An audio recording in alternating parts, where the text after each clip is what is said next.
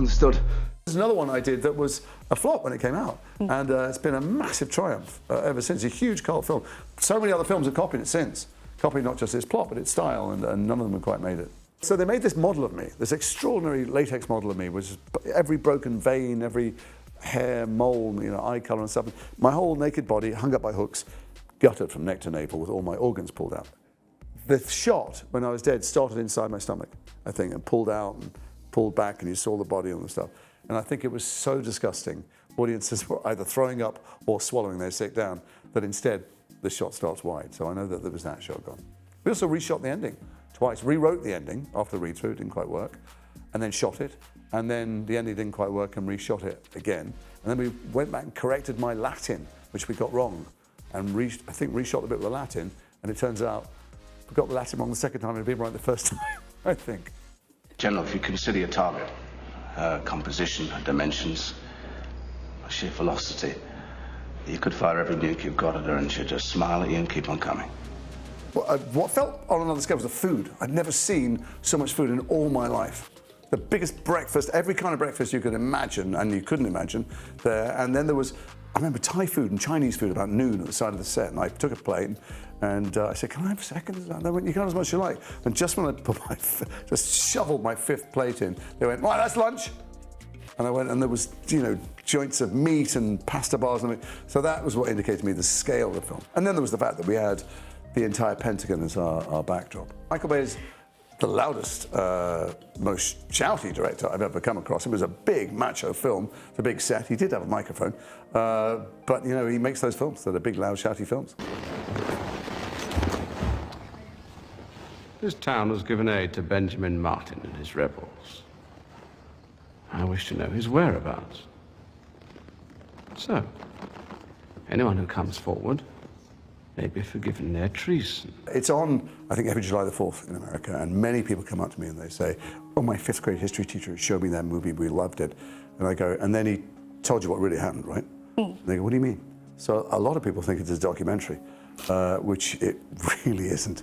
The best bit about The Patriot is about a month before we were shooting, Mel, Heath and I flew out to South Carolina, and we rode horses every day, and we learned to load and fire muskets, and we did sword fighting and throw tomahawks, and then we'd sit in the hotel at night and go, "We're getting paid for this." So that was before we started shooting, and I would fall off the horse all the time and get hit by people's swords. Lucius Malfoy. We meet at last. Forgive me. Weirdly, Harry Potter, those films are the ones I get least recognised for because they don't look like me. I came up with that wig, that was my idea. They wanted me to just have my normal hair. And at the time I was doing it because I wanted every single defence against being compared with Alan Rickman. He was playing the villain that you'd seen so far. And I wanted a cane and capes. And I would have had a parrot on my shoulder if I could, but I had the wig. And it's been such a blessing. All of the jobs I do for the experience. My working life is a journey, not a destination. But with Harry Potter, the pleasures come mostly afterwards. I meet people for decades, I still meet them all the time, who say that those films and those books saved their life. Not just changed their life, but when they were suicidal or when they were in very dark places or they felt alone or abused or neglected or whatever, those stories gave them hope. And I get to be part of that with people, which is extraordinary because, let's face it, what do? I dress up and put funny voices on. But I get to ride that tide, which is a real privilege. When I was in the room, Chris Columbus said, "Would you mind reading for another part as well, Lucius Malfoy?" And I thought to myself for a split second, he wants me to play two parts. God, he must think I'm good. And then I realized I wasn't going to get Gilderoy Lockhart. And so I read for Lucius Malfoy rather resentfully and bitterly, and I'm pretty sure that's why I got it. Delta or no Delta, that's a hot weapon. You know better than that. Your safety should be on at all times on base. Well, that's my safety, sir. It was a big, noisy, hot, sweaty, very macho set. There were no women around. There were a couple on the crew, but mostly it was men. There were a lot of men and boys being soldiers, some of them thinking that they were soldiers. The bit I remember most is I went to train, the Rangers went to train in Fort Benning with the Rangers, and all the people who survived came to see us, and the families of the dead came to see us, and we felt that keen responsibility to tell their story honestly. And then when we were shooting in Morocco, we were all in this reclaimed medical dump behind barbed wire, no food and drink for a long time for us there. It was deeply uncomfortable. I don't know if it was intentional to make us feel uncomfortable, but when we were shooting, there was some, I'm sure it was safe, no one got injured, but it felt dangerous. My first shot, you're going to make your way down that street with your unit, and things are going to blow up, and cars are going to spin, and people will drop down dead, and then get behind a broken building and say your lines. So I went, normally you would say, can I walk through and see it happen? But it was too expensive. So I was making my way down the street, and things were flying over my head, and things were blowing up next to me. Snipers were shooting dust next to me, but I didn't know it was dust. Things were and I was going down the street, you know, terrified.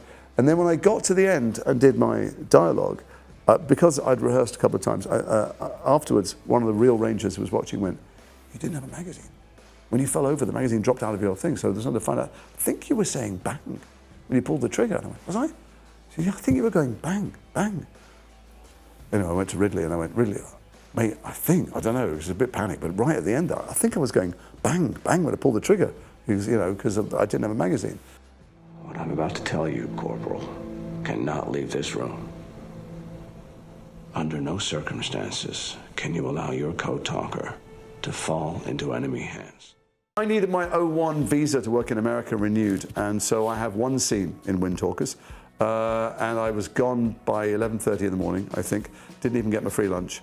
But when they made the trailer, my one scene is all the story. It's all the exposition with Nick Cage. I brief him and tell him, you know, what's going to happen. And so the trailer is all me.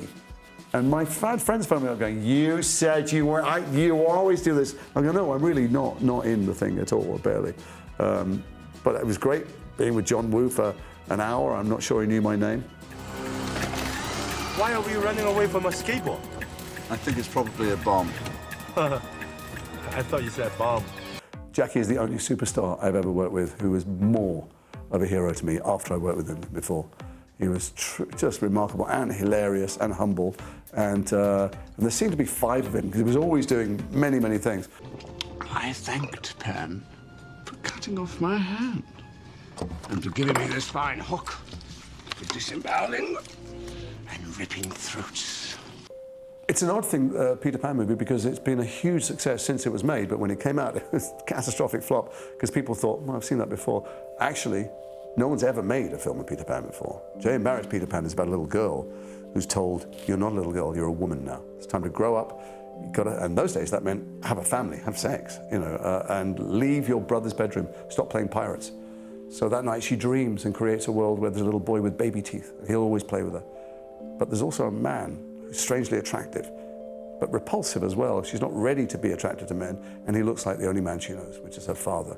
And that's a really potent Freudian story about mortality and maturity.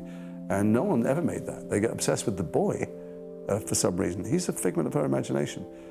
And there's a reason why that film, still decades later, has resonated with so many girls and so many young women and so many adult women who say to me, "That's actually my favorite film you've ever been in." It's because J.M. Barrie captured that horrifying moment when, as a girl, you realize the world is looking at you as a woman.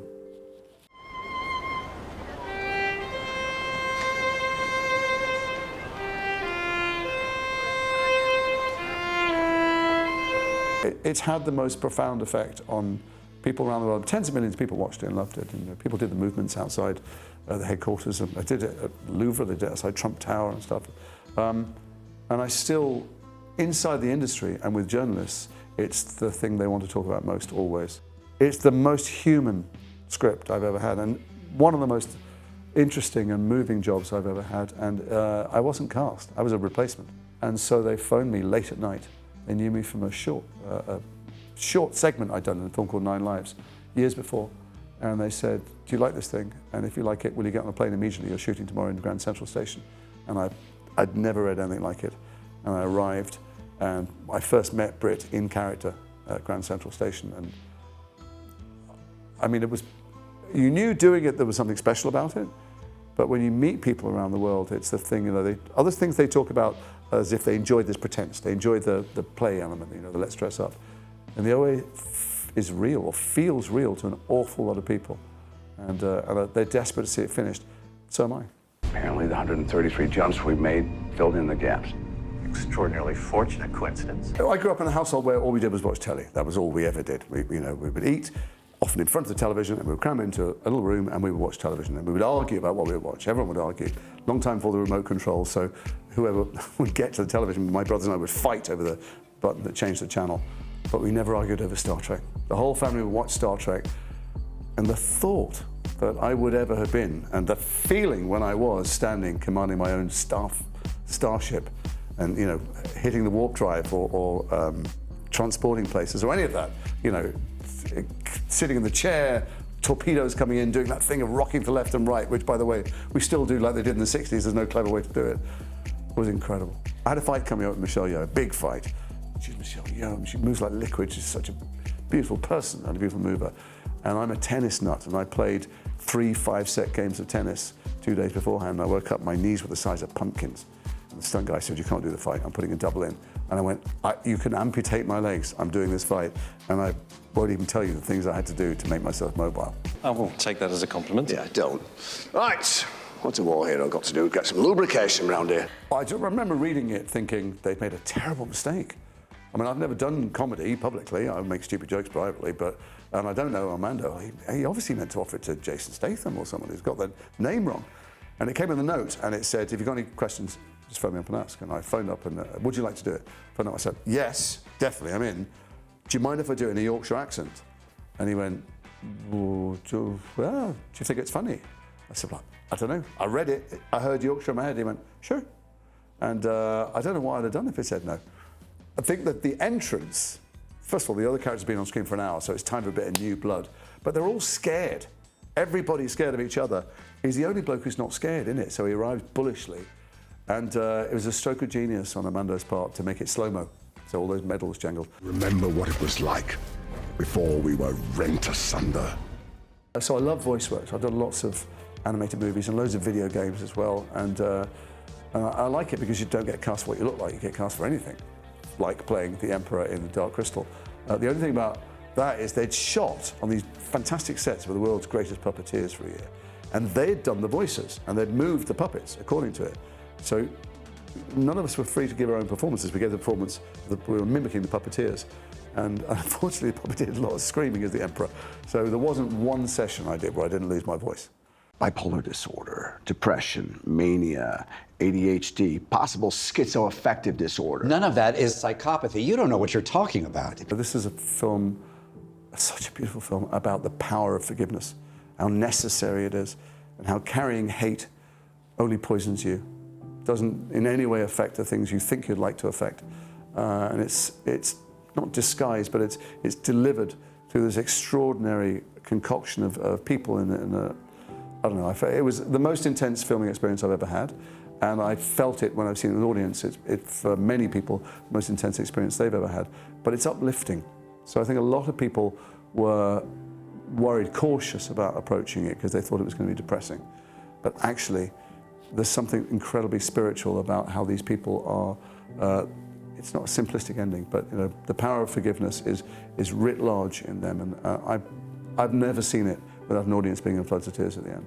In the name of the Father, the Son, and the Holy Weekend box office. Everybody in the world wanted to be him or be with him, but who he was off screen was so damaged and so unlike that, so he didn't give interviews, and so angry so often, or angry at himself, and destroyed relationships all around him, and that stuff I kind of recognized, particularly the code switching. He was someone different with everyone he was with. Certainly when he was young, he was so desperate, so hungry, literally physically hungry. He'd have done anything to survive.